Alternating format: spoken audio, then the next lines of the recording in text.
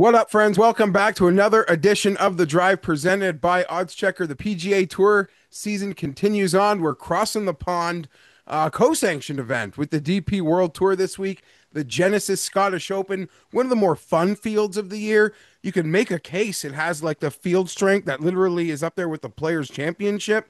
If you wanted to make that argument, I wouldn't fight you on it that hard. Should be a lot of fun. Always got to keep an eye on the weather. We are at the Renaissance Club in Scotland. It's been a fun layout. 3 years we've gone here with this co-sanctioned event, Andy, and it's been pretty nice winners. Xander, Rory, last year that great hometown boy story with Robert McIntyre. I am Geoff Fienberg. With me, as always, is my guy, ADP Lack Sports on Twitter. Andy, I set you up there to say we are back at the Renaissance Club. It seems like I want to just bet guys that hit the ball really far. I know that's easy to say, but tell me that's not what I want to be doing here. I don't have a huge problem with that as a predominant strategy. I would say long iron play can definitely be a worthy substitute for distance off the tee. I mean, it really all just comes down to wind, and I don't really see much, man. I think it's going to be quite challenging on Thursday. And then the final 3 days are going to be a walk in the park. So I wouldn't freak out too much if the scores are high on Thursday because that is trending as of now on Monday to be the most difficult day by far. And then I'm barely seeing any wind Friday and Saturday. So I think you're going to see pretty low scores. I think it's going to be a lot of driver putter. So something to keep an eye on, of course, this week and next week. If you have the luxury of maybe like holding your line, hoping your numbers hold, you always want as late a weather report as possible. Things can flip on a dime and weather waves can knock out, a good segment of the field. That Mhm. being said, it's super early in the week, and all we got is the Monday vibes and the Monday board here in Scotland, Andy. And we'll start. We'll keep it a two-man conversation because Scotty Scheffler, Rory McIlroy, Scotty 450 on the grid, Rory 850. We'll just tee it up that tied in third place is Tommy Fleetwood. Maybe there's a conversation to be had there on just him being third alone, but we can talk about that. But for the moment, if I had to pick here, I feel like it would have to be Scheffler. Andy, I feel like Rory obviously has one here. He could, spike at any moment. We're all sort of waiting for it, but his floor just seems lower. And Scheffler, I mean, the guy's finishing top five, playing like his C minus golf. Mhm. Couple of weeks off. I don't know. It could be, back to honor roll season for Scotty Scheffler. What you say? Well, I'm not betting Scheffler this week or Rory for that matter. I'm also not betting the without market. So, I mean, that doesn't mean I'm not properly afraid of Scotty Scheffler. Of course I am. I think any narrative that suggests that Scotty can't win across the pond or is less of a threat across the pond is a bit of a reach. He hasn't made any putts here yet, really. So if you're going to take any angle that discredits Scotty, you could take the angle that maybe these greens are, he just hasn't figured them out yet. But the ball striking at opens for Scotty has been just at the same level as it's been on average for Scotty. He just hasn't made any putts in the UK or Ireland. So, yeah, I mean, I would say my Scheffler afraid meter is normal this week, but I'm an idiot who is not going to bet the without market or bet him to win the event either. I'm going to bet a bunch of guys between 40 and 100 to 1, like I do most weeks, and hopefully we can land on someone special. So it does feel like an elevated event in some ways, Andy, even though it isn't an elevated event. And those, historically do go to the top of the board. So I'll be interested to see who you pick out of that group. Up next, Tommy, Xander, Colin. Colin's at 25. Xander, Tommy off the heartbreak at the Travelers. It's obviously a course fit. Tough pill to swallow at 22 to 1. I have I could go on a few diets that would help my health, but not betting on Tommy Fleetwood has also helped my health, and I'm on that diet, and I'm not willing to take a cheat week. I'm fine passing on him here in the Yeah, I outright mean, market. we don't really need to go too deep on it. I think most of us, if we miss it, will, regret it, but I'll be so happy for him if he wins. Xander Schauffele, I don't know what to make of that performance at the Travelers, Andy. Everything was trending. We were sort of all waiting, no surprise at any moment if he spiked and everything went backwards at the Travelers. But for me, out of this group, let's just talk about Morikawa and the news today of him teaming up with Billy Foster. Um, Quite a shocking pairing. If you were a matchmaker amongst your friends and you knew these two individuals, you would not send them out on a blind date together. You just wouldn't. It would not work. That being said, maybe Billy Foster is the perfect person to get the princess in line at the moment, Andy, because there's the prima donna Colin. Like he's a no BS guy, Billy, right? Like he will stand for none of it. So it's a relationship. I'm fascinated, like many, to see how it works out. That being said, we could all envision going on a vacation with an ex-girlfriend or boyfriend, and they were crazy, but we had a lot of fun together for a couple weeks overseas. Like we had a blast. The night times were off the charts. And maybe there's magic in the next couple weeks. So give me your 411 on this situation. I think if Colin Morikawa plays well this week, it's more because he had a good putting week and is the second best iron player in the world than anything caddy related.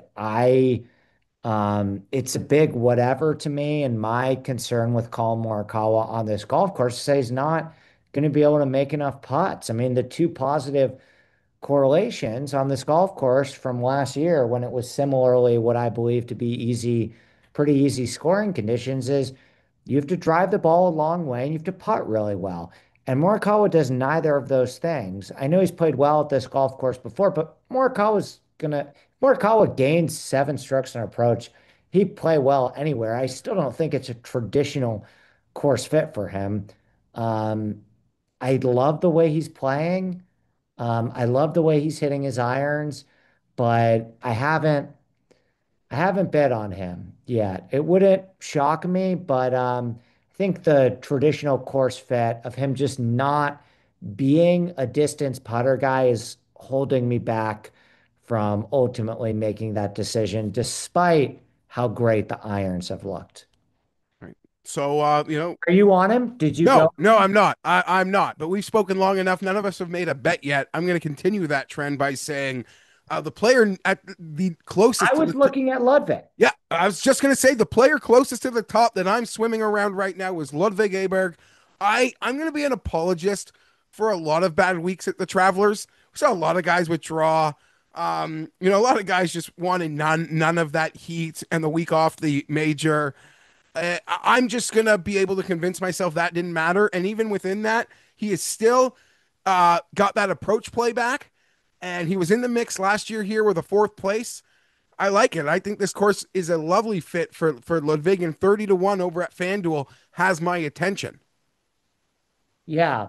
I think if I was, I'm really heavily considering it. I like Ludwig a lot here. I think he's playing a lot better than his results would suggest. I like him more than Victor this week, actually. Well, Although the Victor number's good. that being said, that's the bet that I've made, Andy. 40 Okay. to 1 over at FanDuel. I have bet on Victor Hovland. I will tell you this. I am not one to talk about sources. I do not have many, not a ton. I do have some people around Victor. They tell me he's healthy. That's Yeah. all I need to know. I bring that up because he withdrew from the Travelers with the neck injury. Yeah.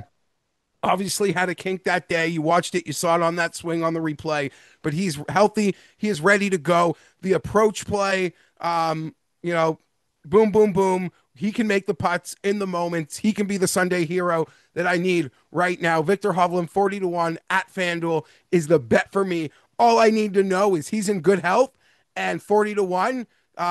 That's it. That's I don't need to know anymore. Other if you want to know more, there's a lot of good stuff there, but that's all I needed. Fair enough. Yeah, I don't mind it one bit at that number. Can I Yeah, give you my guys? yeah, you get after it. I don't think we've ever gone this long without getting one of Andy's Yeah. picks, but here we are. Renaissance Club Scotland, Andy between 40 and 100. Ripper. I bet Matt Fitzpatrick 45 to 1. I got some nice CLV Yeah, there. That number got hit pretty hard. very popular for Yeah. obvious reasons. Yeah. What a great number. You could see why there is such groupthink on that Yeah. 41, more than fair for the way he is absolutely striping it. Yeah.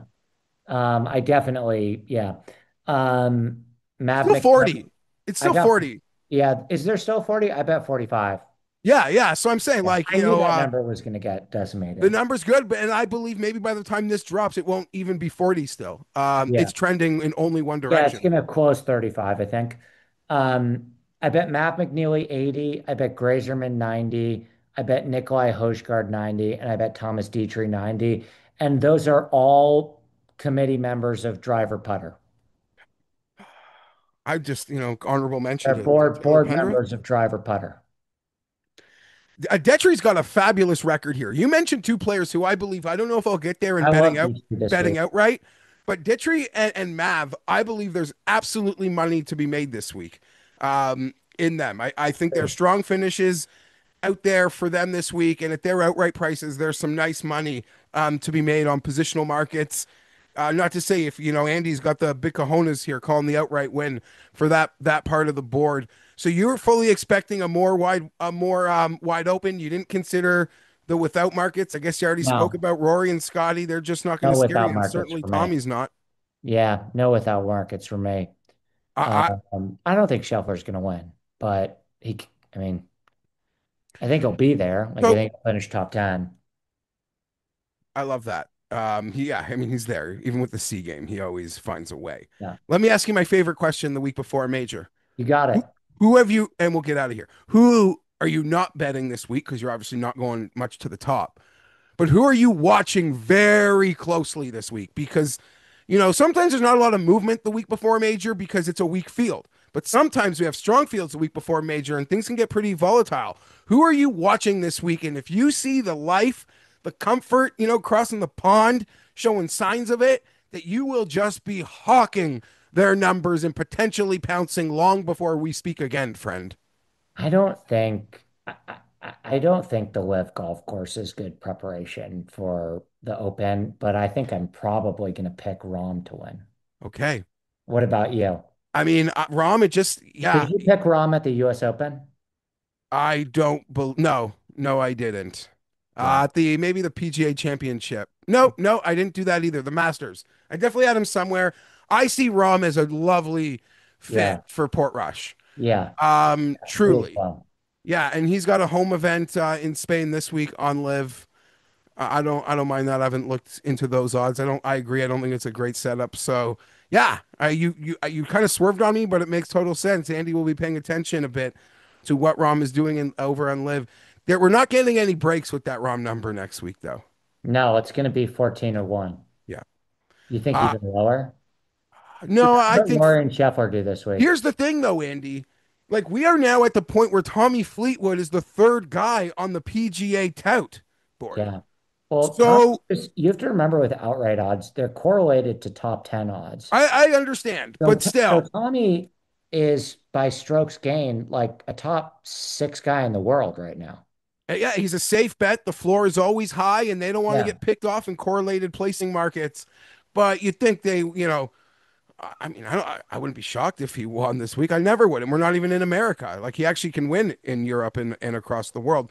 But I Yeah, bring that up to say, we're gonna get squeezed hard on the live guys next week because unless Xander, Colin, that next tier of PGA player shows that they're in form, we're gonna get big numbers on those guys next week, and the live guys are gonna squeeze right in at the top.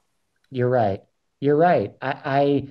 Um I think it I think it depends what happens this week with guys like Colin and Ludwig.